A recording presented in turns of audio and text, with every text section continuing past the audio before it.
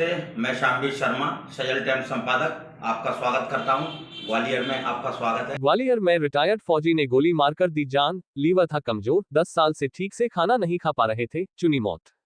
ग्वालियर में लीवर की खराबी से डिप्रेशन में आए एक रिटायर्ड फौजी ने खुद को गोली मारकर आत्महत्या कर ली।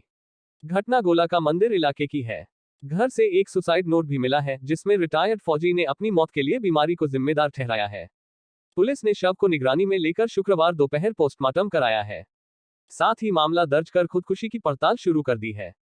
ग्वालियर के गोला का मंदिर थाना क्षेत्र के नारायण विहार कॉलोनी में रहने वाले 72 वर्षीय अमृतलाल त्यागी पुत्र दामोदर त्यागी आर्मी से रिटायर्ड फौजी है। उन्होंने परिवार के साथ खाना खाया और अपने कमरे में सोने चले गए। कुछ देर बाद कमरे से गोली चलने की आवाज आई। परिजन पहुंचे तो अंदर कमरे में अमृतलाल त्यागी खून से सने पड़े थे और पास ही उनकी राइफल पड़ी थी। उनके आसपास खून ही खून बिखरा पड़ा था। मामले का पता चलते ही पुलिस को सूचना दी। सूचना मिलते ही पुलिस मौके पर पहुंची और फौजी के शव को निगरानी में लेकर पोस्टमार्टम हाउस पहुंचाया। शुक्रवार दोपहर उनका पोस्टमार्टम होने के बाद शव परिजन के सुपुर्द किया गया है। पुलिस ने कमरे की तलाशी ली तो कमरे में एक सुसाइड नोट मिला है, जिसमें मृतक ने लिखा है कि वह अपनी बीमारी से परेशान हो गया था और इसी के चलते वह खुद को गोली मारकर आत्महत्या कर रहा है। पुलिस प्रशासन और न्यायालय से अपील है कि उनकी मौत के मामले में किसी को परेशान नहीं किया जाए। पता चला है कि फौजी के नाम पर 2 राइफल हैं, जिसमें एक राइफल को 2 दिन पहले ही फौजी थाने में जमा कराकर आया था।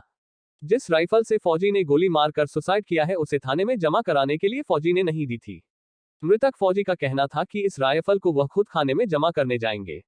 मृतक फौजी अमृतलाल त्यागी के बेटे नितेश त्यागी ने बताया कि मैं और मेरा भाई अपने अपने कमरे में सो रहे थे।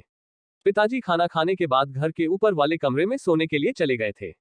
कुछ देर बाद गोली चलने की आवाज आई। मुझे लगा कि घर का कोई बर्तन गिर गया है जिसकी आवाज आई है। थोड़ी देर बाद मेरे भाई ऊपर भागते हुए आया और कहने लगा किसी ने गोली चलाई है।